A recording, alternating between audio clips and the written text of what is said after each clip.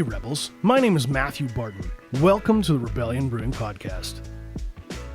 What does it take to make the best cup of coffee you ever tasted? Morgan Allen is obsessed with making the perfect cup. We're going to get some tips from Morgan and talk about the recent barista competition and more on this week's episode of the pod.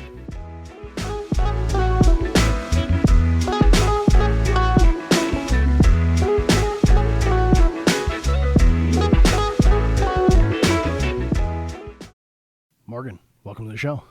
Thanks, Matt. Thanks for having me. How's it going? Oh, man, it's good. Yeah. How are you? I'm super pumped to talk about coffee. Yeah. I'm telling people all week, I'm going to talk about coffee with Morgan. Yeah, that's awesome, man. No, I love talking about coffee, so I'm always excited for that. Yeah. If I wasn't doing a beer podcast, Yeah. I'd probably be doing a coffee podcast. Yeah. That's awesome, man. Yeah, we should set that up together, you know. It can be your, like, offshoot, you know. I'd go a little bit more bald. Yeah. All that editing. Totally.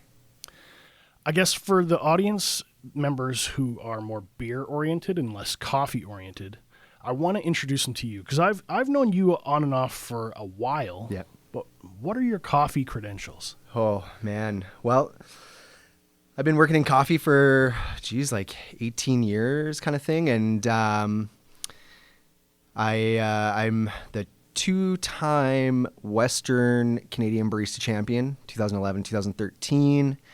I've finished 4th, 5th, and 6th nationally.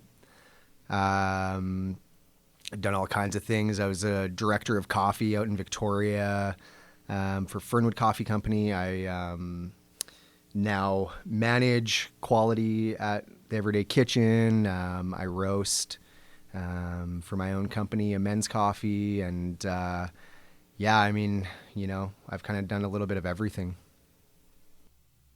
What does it mean when you say you roast? Like you have all the equipment at home and you just fire the beans in, or what does it mean? Yeah. So I've got like a small commercial roaster. It's about 1 kilogram right now. And yeah, I take green coffee. So like raw coffee, put it in there, heat it up to about 400 degrees Fahrenheit, something like that. And and then I let it out, let it cool, grind it up, serve it. Yeah. 1 kilogram. Yeah. That sounds like, in my mind, I always imagined you guys would be doing more. Yeah. Like bigger. Yeah.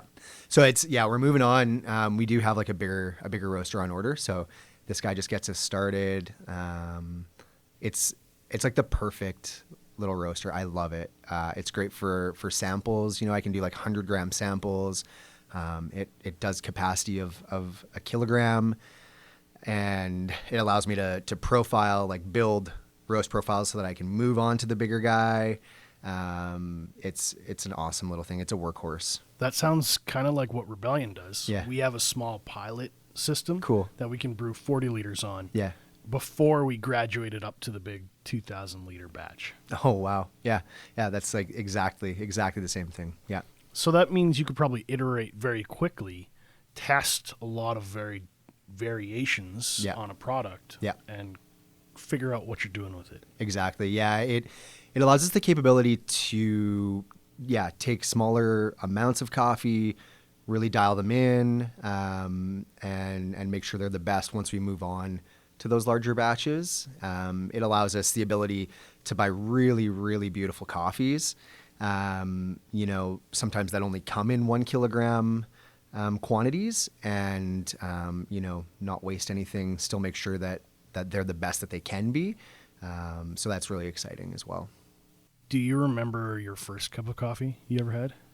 Oh man, no. I don't.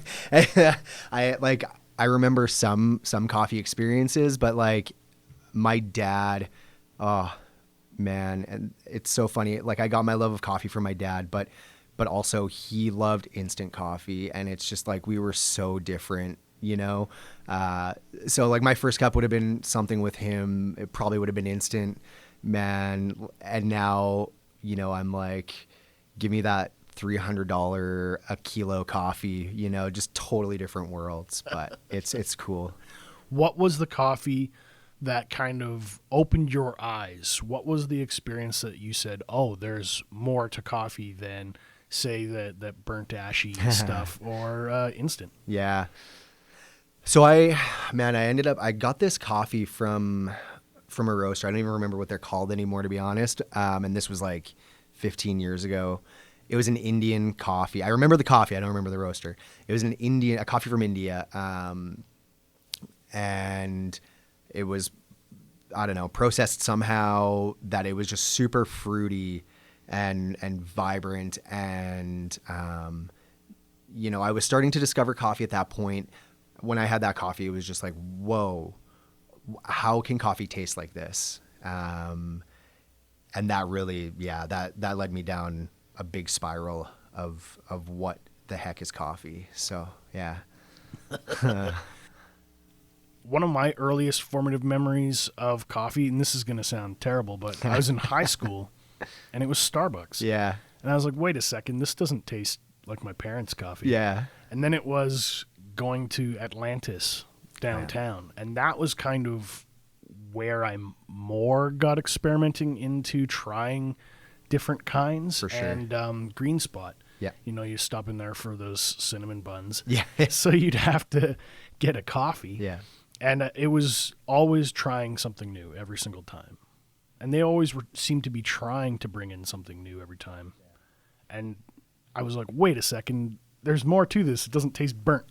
Yeah. That's always the big thing, right? It doesn't taste burnt. What's up with this? It doesn't taste like ashes. Yeah. And I think that's what got me into stouts Yeah. and porters and dark beers is my love of coffee translated very easily to understanding those beers. Absolutely. Yeah. Yeah. I can remember actually that's like a similar experience, but I was in high school, right? My friends took me to Second Cup and they're like, yeah, we got to get these like triple espressos. I'm like, what the heck is an espresso, man? Like, oh man, we got so sick, right? Like you just get so jacked and then like that crash is just crazy. But it's that similar thing, right? It's just like, what? Why does this taste like this? Why doesn't it just taste like garbage? And I mean, like, now my palate's totally changed and I would probably feel that wasn't exactly what I was looking for. But it's all those like experiences that just like level you up, right? So that's 15, 20 years ago of trying something new. What is your go-to today? Oh, well, I drink espresso, like straight. I just drink straight espresso pretty much all the time. I like filter coffee as well, so I drink like a good amount of that. But like if I can get a good espresso, I'm in. That's it for me. So, and like we'll get more into it, but like the coffee that I served at competition, it was this like wild geisha from Panama. It was incredibly complex, and like that coffee, I mean, it was super expensive. It was like $340 a kilo. It was so good, man. Like I would drink that coffee every day if I could, honestly. When you say that coffee's so good, what means so good to you? So like I like things that are like very complex, very fruity, floral, that like vibrant, a lot of times you get people that come in, right? They ask for bold coffee and, it's like this coffee's bold, but not in that like dark ashy way. It's like bold in that like fruity, like vibrant, like, oh man, just, yeah, it's juicy. I love it. Yeah. Okay. Take me back to the very beginning of competition. Yeah. How did you find out about competing? And then take me to the next step. Just do a chronology of how it gets there. Yeah, for sure. Okay, 2006, that was the first year I competed. That was when I was like, going through that whole learning phase, the rabbit hole of coffee, doing lots of stuff at home. I was in Regina. There was nothing at that point that's like what we have now. So I was just like researching things on the internet. I came across this barista competition. I was trying to learn latte art at the time, teaching myself. So I found out about the barista competition. It sounded really cool. I was basically just like, okay, if I can learn latte art in time, I'm going to go compete in this thing. And unfortunately, I learned latte art and I had to go compete in this thing, right? And which it was really cool though. It was like I learned so much being there because I didn't know much at all at the time, right? I was learning a lot. I didn't really have anyone in the city to learn from, so I met a lot of great people, and that really like catapulted me into that next step. Okay, I see the look in your face, and when you say I learned latte art, Yeah. that sounds to me like you hadn't necessarily paid much attention to the rest of the coffee. Is that what I'm seeing in your face? No, not necessarily. No, I think that, I was also like trying to learn about coffee as well. It was just such a different world back then, right? And so, we didn't have, the tools that we have now, right? People weren't like, I weigh everything out now. I weigh the coffee, I weigh the water, the water chemistry matters, the temperatures, all that stuff. We didn't have that then. People weren't doing that as much, right? And so, you mean you were just eyeballing? Yeah, exactly, man. Yeah. It was the Wild West, specialty coffee. So I was, I was learning as much as I can about everything, right? I was tasting coffee because that was one of the best ways to learn. I still believe that's one of the best ways to learn is to just taste as much as you can. Right. But yeah, latte art was this pillar for me. There was a lot of people that were still like learning it, and latte art itself was in like its infancy then. So that was something I was really like, dedicated to learning at that point. And so I set that as this like marker of like, well, if I can pour latte art, then yeah, I feel like I'm going to be good enough to go, I'll have learned this thing that'll take me there. But, I would say quality wise, I still had some learning for sure. Yeah, you're right. What do you remember? Like what happened? Oh, at the competition? Yeah. Oh man. I wasn't like, I had no idea what to expect. Right. And so, I wasn't super prepared. I didn't like memorize a script, I was like so shaky. To top it off, this dude from the Food Network was competing that year, Bob Bloomer.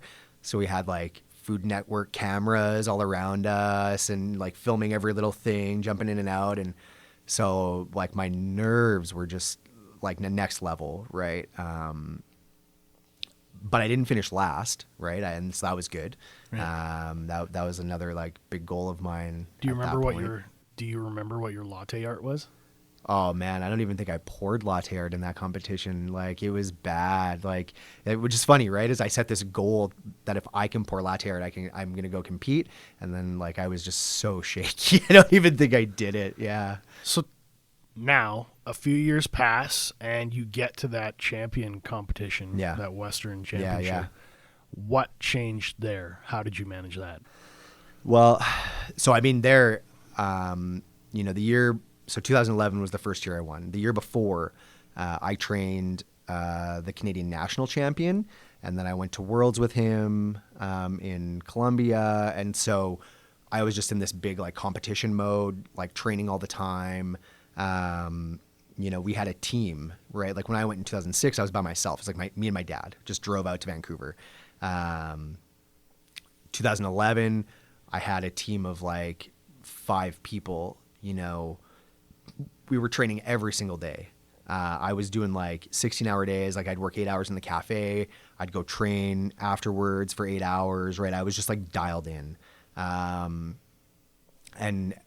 like to the point where like, my music that I played had like markers for me, and it was just like, hitting on every marker and like you had headphones on? No, like you're playing a soundtrack, right? Okay. But yeah. So you have like a soundtrack that you play as part of your performance. And so that was like, I was like so well oiled that like I knew exactly where I should be, during certain parts of a song. And I would finish talking, like, and the music would hit, like, with just like, bah, bah, bah, bah, like, so it was like just such a well put together routine and just so well practiced. And that was a huge, and having a team is really, really important, like going by yourself is so difficult because there's so much to do.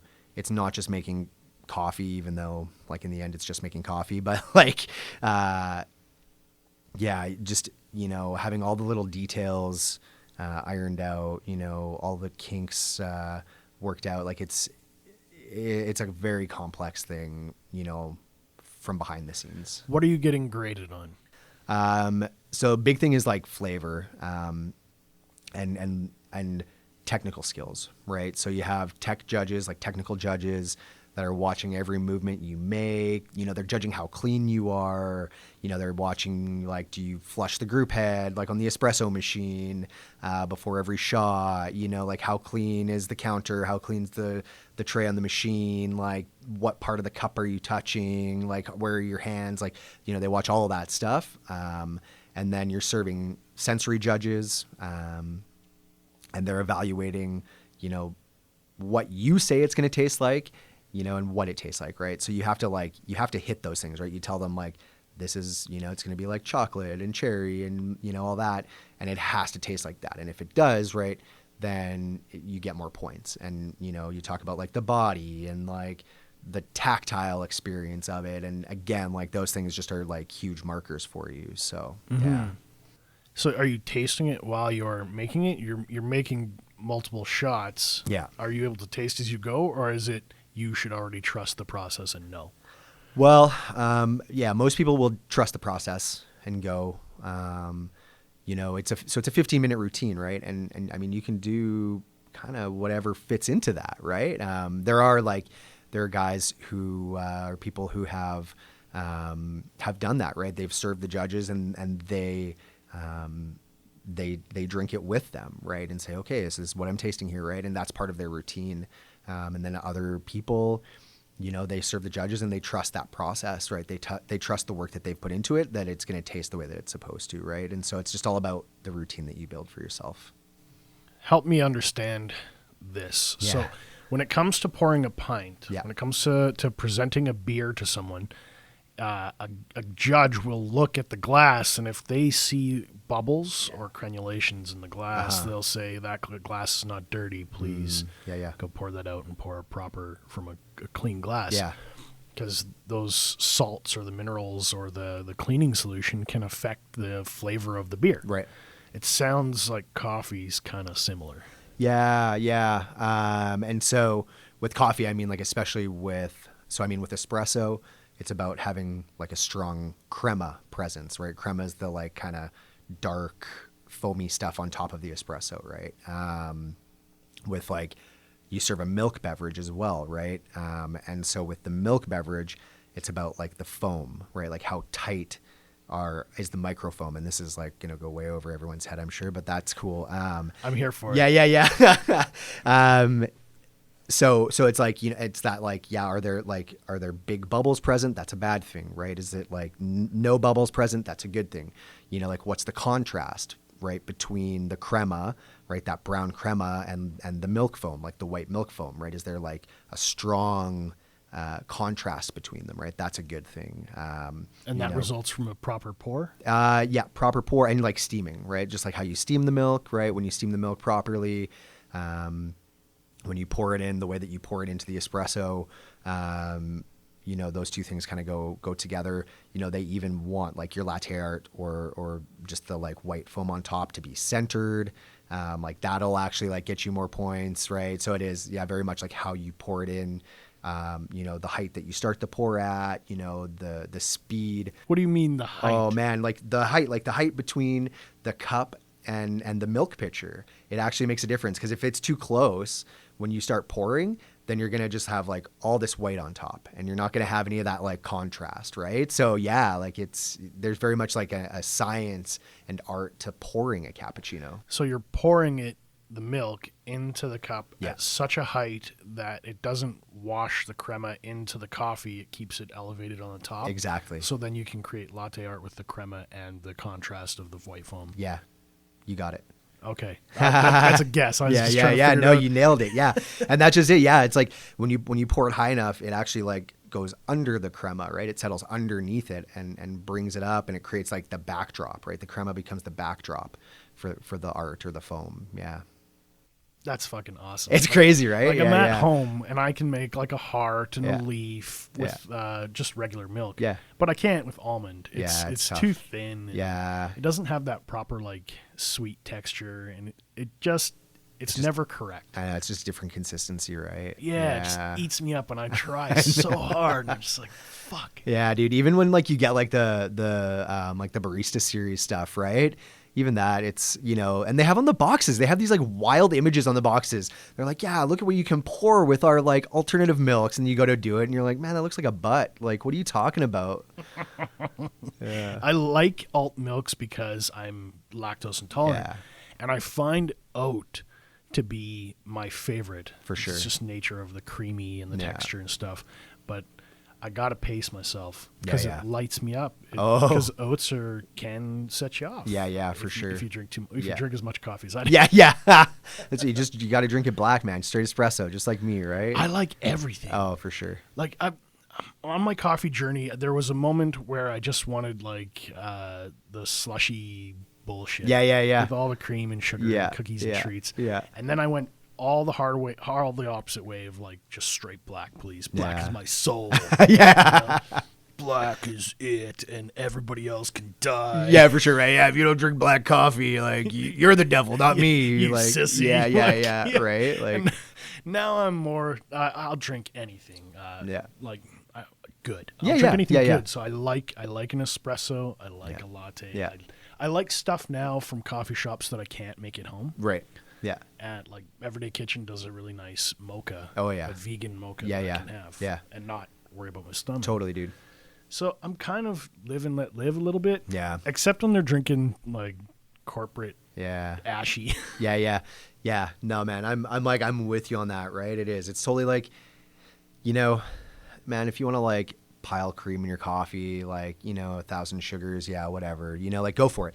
Like I'm very much like, I'm all about the farmer these days, right? So like, just like make sure that, the people that grew your coffee, that produced it for you, just make sure they were treated right, that they were paid decently for it, that they can live, so that I can have my cup of coffee and you can have your cup of coffee, like if we're making sure that that's happening, then like, fuck, do whatever you want to your coffee, man. I don't care. Do you talk about fair trade a lot with your customers? Is that something they ask you?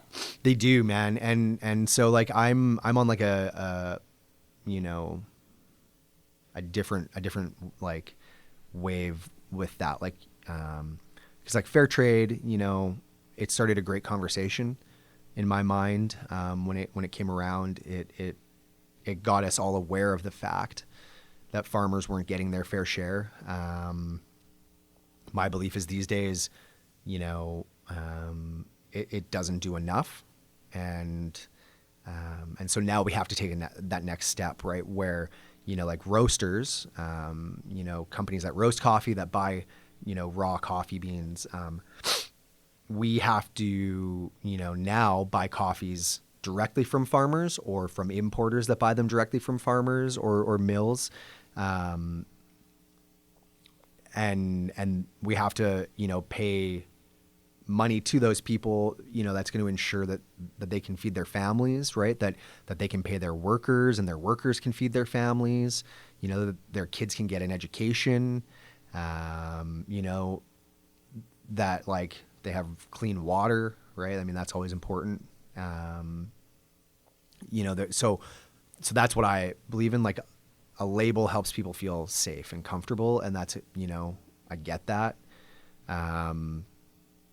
But the premiums that get paid based on a label, sometimes aren't that great. And so, when you look more into it, you realize it's actually not enough, and, we have to do more. Right. So I think that's a message that can really resonate with folks, especially in Saskatchewan, because we have farming families here. Exactly. We know what it's like to see our crops and our products cut rate or maybe mishandled or misused or not treated properly, or see farmers not get what what it was worth. Yeah. So to say to another region in the world, we're going to exploit your farmers while ours are also feeling that pain. It's like, oh man, we got to respect everybody. Totally. And so in my mind, I'm willing to pay a little bit more for coffee to know that I wasn't contributing to someone's suffering or poverty. Yeah, absolutely, man. And I agree with you 100% on that, right? I mean, like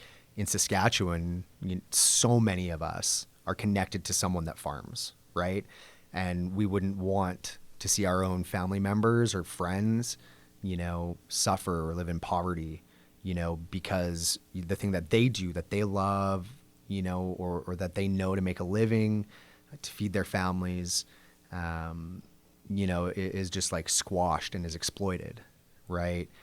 So that the rest of the world can get by on it, right? And so I think, yeah, it's really important to connect those two things together, right? For us to maybe identify that, because I think, we don't know enough about that, right? That's so heavy. Yeah. Yeah. So you've gone through these competitions, you got your music routine, you perfect the latte art, you take home the championship. How did you get to today? What's happening today? Oh, man, a lot is happening today. It's good. So I just started a coffee roasting company, Amends Coffee. And that's been my dream, for a number of years. And now to make that happen, it's really cool. I'm also working at the Everyday Kitchen, managing coffee quality, doing all the sourcing, right? Like whenever you go in there, you'll see all these different bags of coffee from all these different roasters. I manage all of that, which is really cool. So it's kind of like the best of both worlds for me, right? Because I get to like connect with all these different roasters, right, around Canada and around the world. And then I get to also connect, with importers and with farmers, sourcing coffees of my own. And so it's like a really great way, for me to experience coffee, right? I don't just experience the coffee of others, and I don't just experience my coffee. I get to experience this whole world of coffee, right? So I'm just like, I'm in heaven. It's great. I like popping in, seeing what's on the shelf. And when you earlier were talking about how you like big, juicy, fruity, I'm like, I can see your fingerprints on what's available there. Because I like chocolate and nuts and like dark roast and that really rich kind of laid back thing. Yeah. And I don't chase fruit and cherries and stuff because I'm like, I could get that in beer. Yeah, right? Yeah, totally. When I go back to coffee, I'm kind of chasing that original moment of like caramel, nuts, and chocolate. Yeah. So I like those. When I see those on the shelf at Everyday, I'm like, yoink. Yeah. I know. Yeah. So tell me about Amends. Yeah. What's behind the name? What's behind the company? So, man, Amends Coffee, like just that word amends, right? It comes from that like passion of the farmers, right? And wanting to help provide better lives, right? And so it comes from that idea of, people growing coffee have been exploited for so long. And so what we want to do is we want to help be a part of that solution of not exploiting and helping to provide better lives for them, right? So it's like making amends for what's happened, in the past, and doing better as we move forward, right? So that's where that comes from. My business partner, Tim Martin, he owned Atlantis. I worked with him for a lot of years at Atlantis and Flip and just different projects and stuff like that. We've been really close for a long time. We were in each other's wedding parties, right? And we just got chatting about it, right? Like he was kind of in the middle of things, and I was wanting, to do this thing for a long time, and we just got talking about it, and now we're moving forward with it. So it's really cool. It's really exciting. I dug Flip, man. Yeah. It's sad to see it go. It's such a special place, man, for so many people. It is, right? Yeah. It that place, it provided something really special for our city, I think, for a few years there. And I know every time I talk to people about it, right, it's always like, oh man, I'm so sad that place is gone. And yeah, it lives on in our hearts. I never heard anyone speak poorly of it. Restaurants are tough. Yeah. Critics exist. For sure. And everybody likes to talk smack. Yeah. And I never heard anyone talking smack about Flip. Yeah. I think that says a lot. For sure, right? I know the ownership there put a lot of work into making sure that the experiences people had there were really special, right? Flip stood for feeding life in people, right? That's what they wanted to do, right? They had that core belief that food is what gives us life, right? And so they wanted to feed that life. And does that feed into Amends Coffee? Do you take some of those elements and plug it into how you're going to do business in the future? Absolutely, man. Yeah. It's, and that's one thing, right? With Amends, right? I talk about what I love in coffee, but then there's what you love in coffee and what other people love in coffee, right? So I have to make sure that I respect that and that I honor that. I obviously want to just like throw all these fruit bombs at people, right? But like I also want to make sure that we're providing something for everyone, right? And I mean, it is that like, we want to provide these experiences for people, people buying our coffee, but also people that we buy coffee from, right? It's all about like just like connecting, building relationships with people on both sides, being as genuine and authentic as possible, not trying to rip people off, right? Just making sure that everyone gets their fair share out of things. And that at the end of the day, right? Like we want to like do it with love, pass that love on, right? So talking to you it's strange because I feel like I'm talking to a craft brewer. Yeah, totally, man. There's so much connection. We have these same all the way through. Like we're going to go to a hop farm and shake the hands with the farmers who are growing our malt barley. Yeah. I've met with the roasters who are doing the malting for our malt grain. And you have those conversations, those same things. And even when you said, I'm going to not just get to throw fruit bombs at people, I'm going to try to honor every other style and taste. I laugh and I think, when a lot of our guys got started, they just wanted big face-melting IPAs. Yeah. Now we're doing laid-back Kolsch's. Yeah. We're doing nice, easy drinkers like Camping Buddies, which is just like a hot summer day beer. Yeah. And not everybody has to get their face melted. Totally right. Yeah, we do have fruit sours, but we also have the barrel-aged Flanders, which is that heritage kind of brew, which will punch you in the mouth with flavor. So when you say all those things, I just see he's one of us, man. These brewers and roasters aren't so like. Oh man, we're not far apart at all. No, man, we're like one and the same. A lot of the same DNA. Yeah, totally, dude. Yeah, absolutely. When does Amends open its door? When can I buy my first bag of Amends? You can buy your first bag of Amends now. Deadly. Yeah. Where do I go? Yeah, right. Yeah. So, like right now, we're just kind of following more of an e-commerce kind of platform, right? So you can go to amendscoffee.co to find the coffee. You're also going to be able to find it in the Everyday Kitchen. We're going to have some bags on the shelf there. Potentially a couple other places around the city. We're just kind of getting our feet wet and getting in the door to some places right now. So, I mean, the best place is just to go online. You'll have the most selection there. We offer free next day delivery within Regina. So, I mean, that's not a bad thing at all. That's awesome. Yeah. And it's going to be like fresh, like you're going to place your order. I'm going to roast the coffee. Tim's going to deliver it to you. Yeah. It's this great little system we got. I feel like word of mouth is going to be key for sure for your crew. Yeah, man. Go to your local coffee shop, go to your local spot and say, hey, bring in some Amends. I want to try it out. Yeah, exactly. Make it kick some ass. Yeah, man. Yeah, everyone go talk about Amends. Spread the word. Help me out.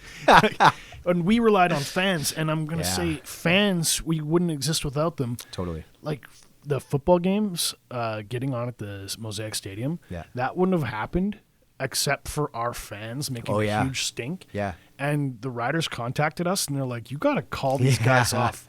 Like, they are being rank. They're rabid. Yeah. They are being mean to us.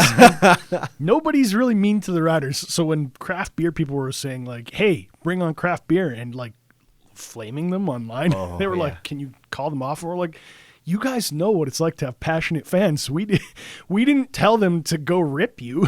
Yeah, you know how to fix this, So they brought us into the stadium. Yeah. That kind of fan passion, that organic growth. Yeah. I really feel that's what's going to work for you guys too. Yeah, man. I hope so. And that's what we feel, right? And it is like we want to be like genuine and authentic, right? Like that's a really big thing for us. We don't want to represent ourselves as something we're not, just to like get in people's cups.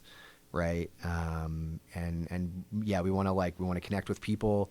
We want to tell stories, right? And whether that's like the story of a farmer or like the story of a fan, right? We just want to like tell people stories. So yeah, we just love that opportunity.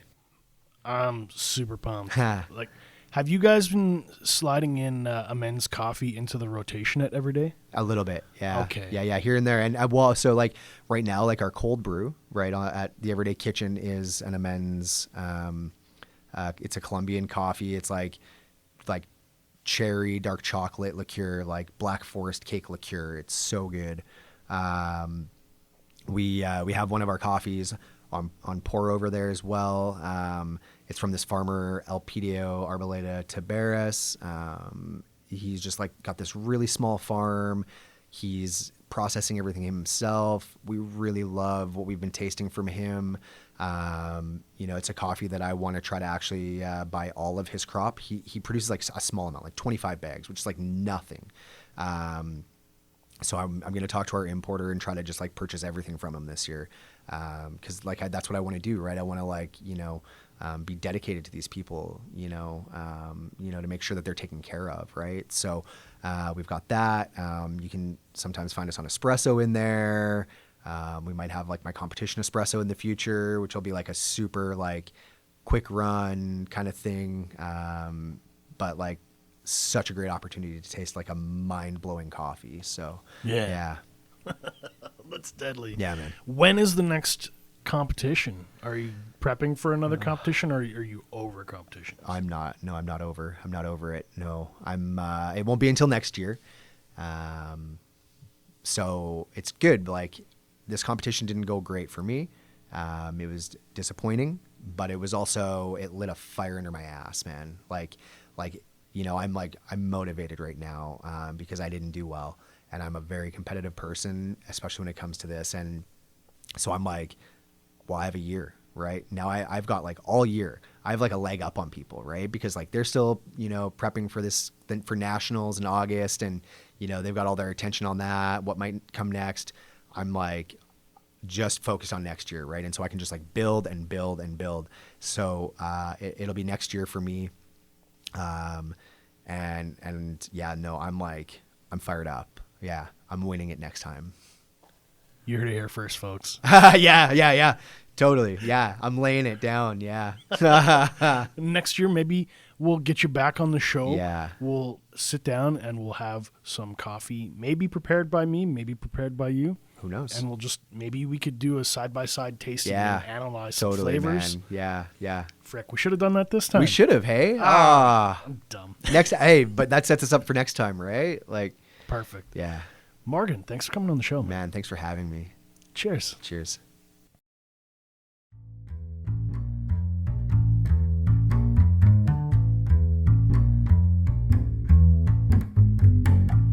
Rebels, thanks for listening today. If you have any questions or comments about this episode, be sure to join us on our brand new Facebook group page, The Rebellion Brewing Podcast. I'm going to include links to all things Amends Coffee in the show notes. Be sure to check it out. I'm also proud to let you know that we're members of the Saskatchewan Podcast Network.